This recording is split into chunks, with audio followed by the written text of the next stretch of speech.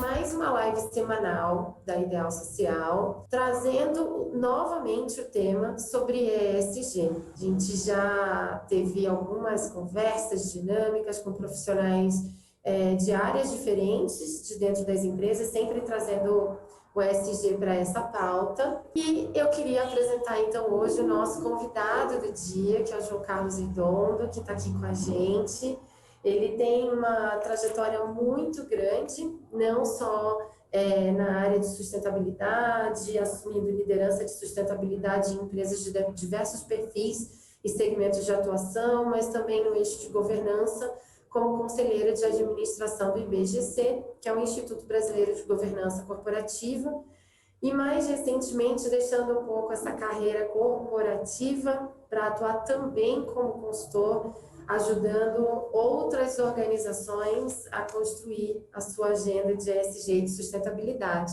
Então, eu dei um panorama geral, mas eu vou deixar que o João se apresente para a gente. Mas bem-vindo, obrigada pela disponibilidade e conta um pouquinho dessa sua carreira na área e como veio parar nessa temática de sustentabilidade, de ESG. Super obrigado, estou super feliz, assim, primeiro de te rever, né? Tantas jornadas aí juntos nessa agenda social, principalmente, né? Bom, eu trabalho com esse tema na estratégia desde 2006, ajudando grandes organizações a inserir o ESG, que conhecemos sempre como sustentabilidade, em grandes organizações e setores diferentes, né? Mas trabalho há 20 anos já com o tema transversal, né? Comecei lá em 2001 com meio ambiente muito forte, depois em 2006 migrando para o tema sustentabilidade, uma visão mais ampla, né? É sempre um aprendizado, a gente nunca se considera uma pessoa que conhece de tudo, mas eu tive o privilégio, né, de passar por áreas sociais, áreas ambientais, governança, né? Me especializei em governança justamente em função do ESG, isso lá em 2011, né, me formando como conselheiro de administração, porque respondia a conselho, respondia também a presidentes executivos, e aí você navega em dois universos completamente diferentes, né? Mas eu me sinto hoje um profissional muito mais realizado, muito mais completo, porque de longe é o tema mais complexo que eu já trabalhei. Então, eu sou um executivo de carreira, passei por muitas áreas, por empresas de diversos setores, e hoje estou em voo solo como consultor na área, auxiliando também empresas, como você disse, a inserir e desafiar essa agenda dentro das culturas organizacionais. É um super prazer estar com você aqui. Pensando agora, né, no tema da nossa live de hoje, ESG na prática. Nas nossas lives anteriores, a gente falou muito da teoria, de como essa temática se articula com as diversas áreas internas da empresa. Mas quando a gente olha para essa prática, em transformar um conceito em ações concretas dentro da empresa, quais os desafios que você tem observado das empresas para colocar o ESG de uma política em uma prática, para transformar para essa esfera da prática? O que você tem observado? O grande desafio, né, quando a gente pensa no ESG, a gente sempre pensa num processo, né, Raquel? E essa agenda não é uma agenda de processo, é uma agenda cultural das organizações, né? Porque é a forma de fazer negócio, é a forma de gerir um negócio. Então, a gente sempre costuma dizer que são três grandes pilares, vamos assim dizer. Acho que um é o nível cultural, que é a dificuldade da cultura interna da organização, né, de entender a importância desse tema para os negócios como um diferencial competitivo, seja para proteger valor, seja para gerar valor. Acho que tem uma outra frente, que é o nível de consciência da liderança, porque, no fundo, a gente costuma dizer que as empresas não fazem isso ou fazem aquilo. No fundo, são pessoas que tomam decisões, né? Então, se a gente quer mudar a forma da empresa fazer negócio, nós temos que mudar o mindset dos líderes para que considerem essa agenda do ESG dentro do planejamento estratégico. E o terceiro ponto, eu acho que é a ética, é o comportamento ético nos negócios. Tudo isso a gente coloca numa plataforma que nós costumamos dizer que é a governança, que é o grande catalisador dessa agenda. Então, se a gente tem empresas com dificuldades no comportamento ético, ou dificuldades na estrutura de governança, ou tem uma dificuldade no nível de consciência da sua liderança que não considera esse atributo. E por que aqui eu vou fazer uma pausa, né? Porque o líder, quando ele é remunerado no curto prazo, e nós estamos falando de uma agenda de longo prazo, você cria um problema, né? Você já tem um conflito direto, porque de fato ele é cobrado para resultados no curto prazo. E o ESG é uma agenda de longo prazo, né? E o aspecto cultural talvez seja o maior desafio, porque uma cultura ela só se fortalece a partir da prática dos valores organizacionais. Isso são todos os dias, né? Então, se a empresa ainda não está nesse estágio, ela terá grandes dificuldades. Mas acho que o principal desafio é a empresa se conhecer, ou seja, conhecer os seus impactos positivos, negativos, conhecer os temas materiais para o seu negócio, endereçá-los e priorizá-los. Então, o que a gente mais acaba observando quando dão suporte a organizações para pensar esse tema, refletir em conselho, refletir na diretoria, as empresas não conhecem os seus impactos, né, seus impactos positivos e negativos. E isso gera alguns problemas nessa agenda, porque os negativos deveriam ser mitigados, né? E os positivos deveriam ser potencializados. E isso tudo dentro de uma prioridade que faça sentido para a organização, mas também para os seus públicos de relacionamento. Então, acho que são esses os grandes desafios que eu vejo de uma forma assim mais genérica para o avanço dessa agenda nas grandes organizações ou pequenas organizações, organizações familiares. Não tem limite. A gente fala sempre de grandes, mas porque Essa eles são agenda mais cabe para todo mundo, pressionados. né? Para todo tamanho de organização, enfim, inclusive nós que somos consultores e em geral somos pequenas empresas atendendo a grandes empresas, isso é uma pauta que também permeia o nosso dia a dia até como consultor. Então é uma Sim, pauta que cabe para todos nós, né? e nas pequenas empresas é até mais fácil evoluir com essa agenda do que nas grandes, né? Porque o desafio Sem cultural é dúvida. menor, né? O processo de decisão é mais rápido, então o desafio é Sim. menor até. Então, eu gosto sempre de puxar alguns ganchos aqui da fala das pessoas que a gente tem como convidado. E você trouxe hoje, eu acho que alguns pontos que valem muito a pena a gente ressaltar, porque ele é um crescente de tudo que a gente veio conversando nas lives anteriores, mas você está agregando mais alguns ingredientes, eu diria, né, nesse caldeirão da ESG, e que são muito importantes, que é a questão dos valores e a questão da cultura interna. Então, acho importante puxar dessa fala aqui do Redondo para a gente olhar que alçar um tema social, ambiental, ao nível de governança, de autogovernança, de liderança, para permear todas as tomadas de decisão do negócio, significa a gente não só olhar qual é o investimento social na ponta que a empresa faz, mas para tornar esse investimento uma questão interna cultural, a gente tem que ter isso refletido nos valores da empresa. Os valores são atitudes, né? Não é um papel para a gente colar na parede, são atitudes do nosso dia a dia, das pessoas que acabam em algum momento sendo um porta-voz da empresa, sejam colaboradores, sejam fornecedores, enfim, prestadores de serviço, né? E trabalhar essa questão cultural, que sem dúvida é um grande desafio. Você está liderando aí um movimento, né, de organizar, talvez, conteúdos muito assertivos sobre agenda social e ESG na prática. Inclusive, o nome do curso é ESG na prática, que eu acho que esclarece e endereça bastante o que a gente vai encontrar, né, de conteúdo lá dentro. E eu até estou muito feliz de ter sido convidada por você para fazer parte desse corpo de professores, oferecendo esses conteúdos do S, que eu sempre digo que a gente tanto ama e tanto trabalhou ao longo desses últimos 20 anos. Então, eu queria que você me contasse um pouquinho o que é esse curso, né, de ESG na prática. É um curso recente, mas que eu sei que já está sendo extremamente procurado, tem uma grande demanda, uma grande procura, vocês já estão abrindo várias turmas sequenciais. Então, conta um pouco o que são esses conteúdos, como eles estão estruturados e onde está acontecendo esse curso, né? E o que a gente encontra se quiser participar.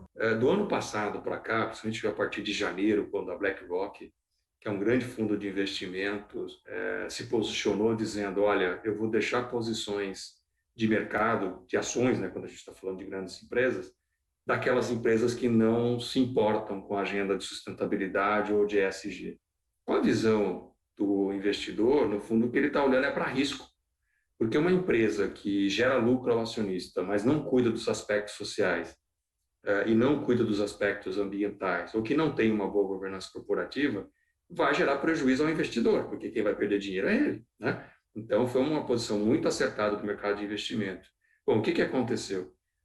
O IBGC, que é o Instituto Brasileiro de Governança Corporativa, começou a ter demandas de conselheiros de administração para entender o que é esse tal de ESG, o que é a sustentabilidade, né? E nós que estamos há tanto tempo nessa estrada, que nós conhecemos como sustentabilidade, o mercado, né, de capitais renomeou essa agenda, né, para ESG, para ficar mais simples até, que é uma visão de risco, que é uma visão de risco para o negócio, né, e focado no mercado de capitais.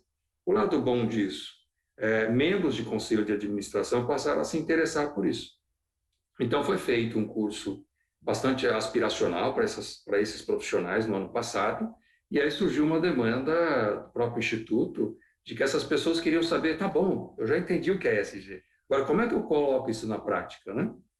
E então, nós criamos esse curso no começo desse ano, que foi justamente organizar em 10 encontros, uma agenda de 30 horas, em que os profissionais de todos os níveis, tá? Gerentes sêniores, diretores, conselheiros, herdeiros, controladores de empresas, investidores, especialistas, assim, é uma gama bastante heterogênea de profissionais que buscam entender melhor esse tema, que ele é interrelacionado, ele é interdependente, é um tema transversal, né, nas organizações. Então, ao longo desses módulos, a gente fala de cultura, nós falamos de cadeia de valor, falamos dos temas materiais, né, que eu falei logo no início da minha fala, para as pessoas entenderem o que é isso, para conseguir colocar foco nessa agenda, alocação de recursos, entender a agenda social, que é onde você nos auxilia, para sensibilizar. E os instrutores todos são profissionais muito experientes nessa agenda, e que auxiliam empresas ou são executivos de empresa que estão à frente dessa agenda nas organizações e que vão compartilhar, na verdade, o aprendizado e também auxiliar os alunos a encurtar caminho, né? Porque, assim, a gente teve uma curva de aprendizado num momento muito diferente, né?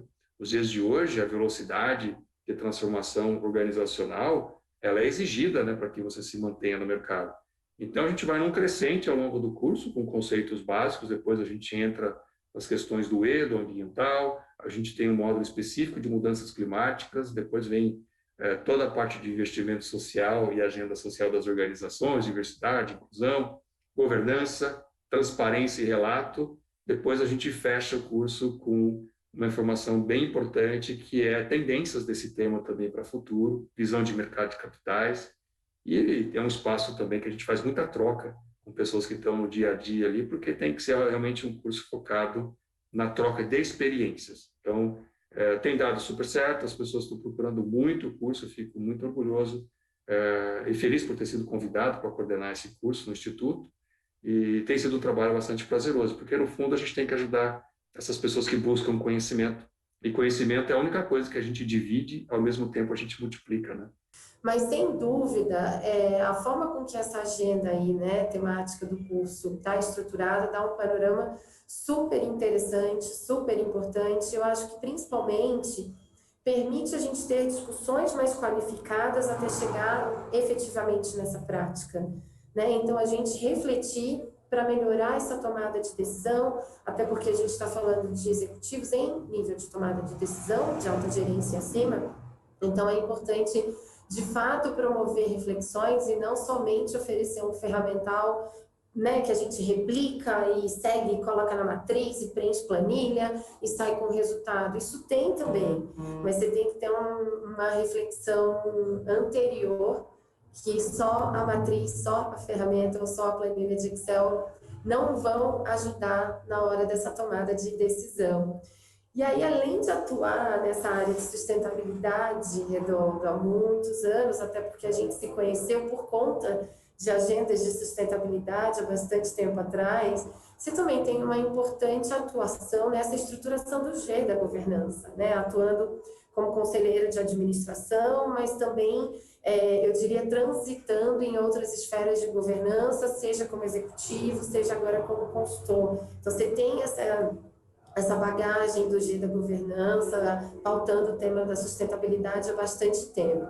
Como que você avalia esse primeiro ano, talvez, de maior ebulição dessa temática ESG, desde que a gente teve todo esse movimento da BlackRock, trazendo o tema, talvez com indicadores ou de uma forma mais objetiva, e fazendo uma correlação justamente com análise de risco, com materialidade, que aí faz aquilo crescer, né, aos olhos dessa alta gestão no nível de importância para dentro do negócio. Então, como que você avalia quais foram as nossas conquistas, talvez, no primeiro ano de ebulição do tema de uma maneira mais estruturada e com esse olhar da governança? E o que você acha que a gente ainda tem de caminho para ser trilhado aí pela frente? Pergunta de $1 milhão, hein, Raquel? Mas é assim, como é que eu vejo, né? É só o É início de só uma o início. conversa. Como é que eu vejo isso, né? Acho que primeiro, acho que o assunto chegou de fato no Conselho de Administração, das empresas. Então, os conselhos são fóruns muito importantes nas organizações. É lá que as estratégias das organizações são definidas. Se for uma empresa de capital aberto, ela terá um conselho formal, né, que é obrigado até por lei, assim por diante, por normas da CVM. Se for uma empresa de capital fechado, normalmente tem um conselho consultivo, né, que vai orientar a estratégia do negócio também. Se for uma empresa familiar, você tem um acionista controlador. Então, de certa forma, você tem uma governança muito mais simples, mas ela existe. Então, acho que o grande ganho do ano passado para cá é que, de fato, o assunto foi para o conselho. Então, se a gente pensar que das 240 empresas listadas na Bolsa, que foram consultadas por uma consultoria muito recentemente, apenas 9% tinham algum tipo de comitê de assessoramento do conselho ligados à sustentabilidade ou ESG, essa tendência é de subida, ou seja, de crescimento. Por quê?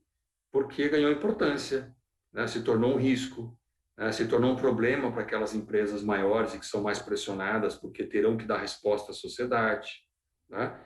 E devem endereçar esse assunto, devem prestar contas. A gente viu recentemente vários problemas na mídia de empresas que tiveram problemas na área social, na cadeia de valor, na área ambiental. Então, assim, é risco para o negócio na primeira camada. Então, chamou atenção para o risco, esse assunto também evolui. Mas eu acho que tem um ponto importante que as empresas começam a rever o seu propósito. Porque se ela não entender a natureza do porquê ela existe e a quem ela serve, e ela deve estar atenta que ela simplesmente não deve remunerar o capital do acionista. Então, ela tem que gerar valor para alguém. Você falou isso bem, né? Ou seja, como é que gera valor no negócio? Primeiro, ela tem que entender com quem ela se relaciona, né? E a quem ela serve. Então, esse assunto chegou na alta administração das organizações e principalmente na diretoria executiva, porque o conselho muitas vezes está distante do negócio. Ele é o guardião da cultura da empresa, mas quem toca o dia a dia na organização é o presidente executivo junto com a diretoria, né? E eles sendo pressionados pelo conselho, pelos conselhos de administração, também terão que dar resposta. E, num dado momento, vai para a remuneração variável desses caras também, né? E aí vai começar uma cobrança de curto e planejamento para longo prazo.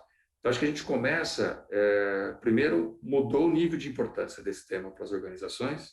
Isso é muito bom para os negócios, isso é muito bom para as empresas. E a gente que trabalha há bastante tempo com isso sabe como a empresa se beneficia disso, gera valores para a organização, protege a empresa no curto prazo, porque vai trabalhar muito forte toda a parte de políticas, controles internos, ecoeficiência, né? Cultura, atração, retenção de talento, etc. E no longo prazo é uma virtude enorme para a organização, porque contribui para a perenidade do negócio, né? Então, o que eu vejo grandes conquistas no último ano, porque de fato o assunto tem mais de uma onda, já tivemos algumas ondas nesse tema. Então, lá no comecinho de 2000 foi uma onda muito forte de normatização e meio ambiente, depois por volta de 2010 compliance e mudança climática, e agora finalmente chegou a onda, né, do social muito forte. Você que veio dessa área sabe como essa agenda ganhou corpo nas organizações para discutir diversidade, inclusão, cadeia de valor. Ou seja, isso 10 anos atrás a gente falava muito pouco, né? Salvo alguns setores que sofriam problemas nessa área.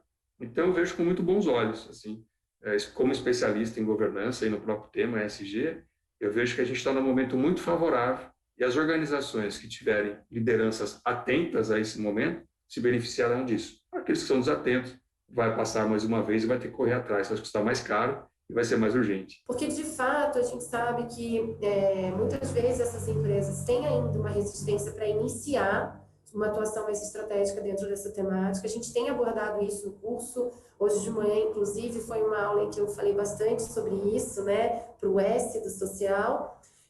Mas que, em geral, depois que as empresas entram, se entram já desde o início com uma prática correta, realizando um bom diagnóstico social participativo, entendendo qual é a fala externa, a perspectiva externa dos seus stakeholders, dos seus públicos de interesse, e trazendo isso, né, todos esses insumos para dentro de um quebra-cabeça estratégico, para aí sim ter um olhar mais completo sobre essa agenda e sobre todos os possíveis impactos, riscos, percepções e necessidades externas e internas da empresa, é um caminho sem volta.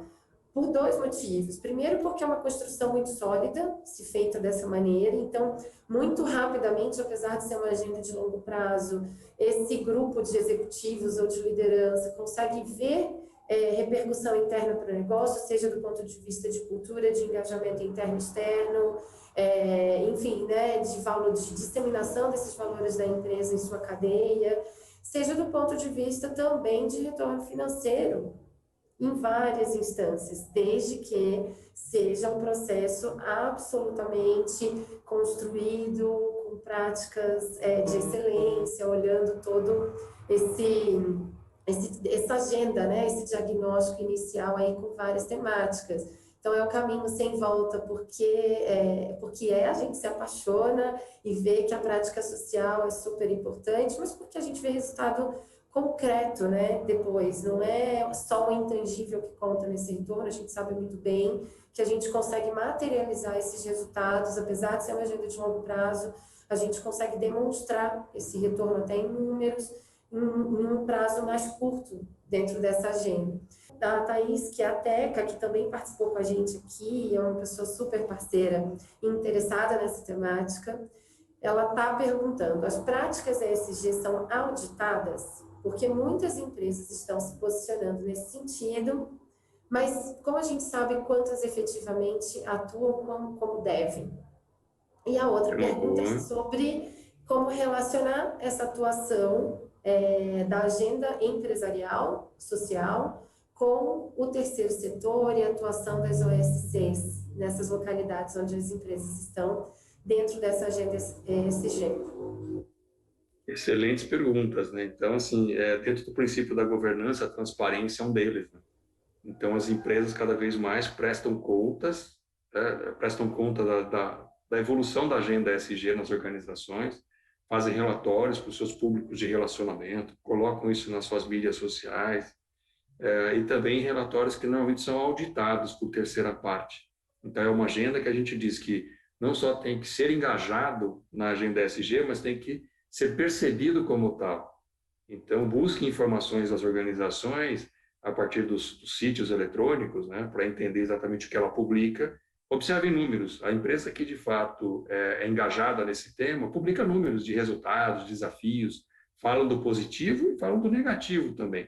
Aquela que fala só de positivo e que publica muito pouca coisa, ou coisas muito qualitativas, desconfiem, né? Porque, de fato, as empresas engajadas nesse tema tratam de forma muito transparente os desafios, porque o que diferencia uma empresa engajada com a ESG das demais é a forma como ela lida com os problemas, né? E claro que as organizações de terceiro setor têm sido cada vez mais parceiras. Eu me lembro que no passado, 20 anos talvez atrás, as empresas queriam distância do terceiro setor, do setor 2,5. E hoje, elas fazem parte do processo de solução, sejam para aspectos ambientais, relacionamento com comunidades, porque a empresa foca no negócio, busca parceiros que falam, né, com os públicos de relacionamento. Então, sim, tem muita oportunidade nessa área, eu fiz muito uso disso, né, porque é aí que a gente potencializa impacto. E a gente foca no negócio e conta com parceiros para nos auxiliar nessa jornada. Importante, então, só fechar que não tem uma receita de bolo para as empresas, cada uma tem que encontrar o seu caminho, né, e com isso as coisas fluem com mais qualidade. De fato, eu acredito realmente que tanto as empresas precisam conhecer um pouco mais o funcionamento desse terceiro setor que a gente tem na sociedade, porque, sem dúvida, são organizações que vão ampliar a credibilidade das ações sociais das empresas, são parceiros, vai potencializar a inteligência social e de relacionamento com comunidades está alocada dentro do terceiro setor, porque são organizações que se especializam em resolver os seus problemas sociais, se especializam na atuação nas suas causas sociais. Isso tem muito valor se a gente for olhar para dentro das necessidades sociais de uma empresa. E, ao mesmo tempo, eu acredito muito que o terceiro setor também precisa conhecer um pouco mais toda essa lógica de funcionamento das empresas para poder travar alianças e parcerias muito mais qualificadas, porque, afinal de contas, precisamos sim ter acompanhamento de indicadores, não estamos falando só do intangível, a gente está falando de resultado tangível também. Temos desafios sociais que estão colocados no campo da obrigatoriedade dentro da empresa e que faz todo sentido a gente olhar junto dentro dessa pauta também da oportunidade, do voluntariado e tratar isso de uma maneira única, porque é uma cultura única, né? Então, acho que a gente precisa cada vez mais traduzir esses dois mundos e fazer com que eles se troquem informações.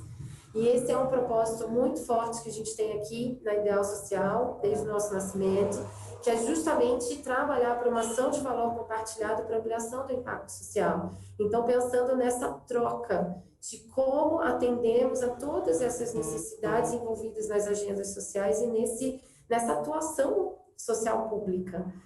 Eu queria que você deixasse um recado final para todo mundo e, de antemão, eu queria te agradecer pelo seu tempo, que eu sei que está super corrido hoje. Imagina, eu que agradeço primeiro o convite de estar aqui com vocês. Eu vim do mundo executivo, como eu disse, aprendi sustentabilidade, aprendi ESG durante muitos anos. Fui privilegiado de trabalhar em setores tão diferentes, né? Porque cada setor tem o seu desafio.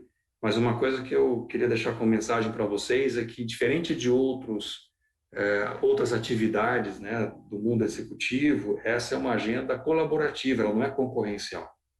Então, aqui a gente tem que ter uma lente para o bem comum. E cada um faz o esforço dentro da sua possibilidade, do seu conhecimento, para justamente alcançar um resultado que beneficie todo mundo.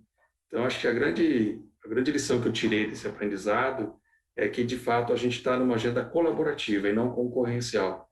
Então, é algo que realmente dá prazer para a gente realmente realizar, ajudar a transformação cultural das organizações e entender que é difícil mesmo, né? É um desafio, o profissional da área tem que ter muita resiliência para trabalhar com isso, porque é um trabalho de convencimento, é um trabalho de orientação, de mudança de postura e que gera resultado tangível, que você falou. Tem indicador sim, tem como medir, tem como acompanhar, tem como auditar, e quando se identifica ganhos importantes, as empresas avançam na agenda. Então, vai ser um super prazer, né? Vai ser um prazer estar com vocês aqui outras vezes também. A Raquel tem meu contato, estou à disposição de vocês e um prazer. Uma boa noite para vocês. Obrigada, Redondo, e uma boa noite para todo mundo. Até mais. Obrigado.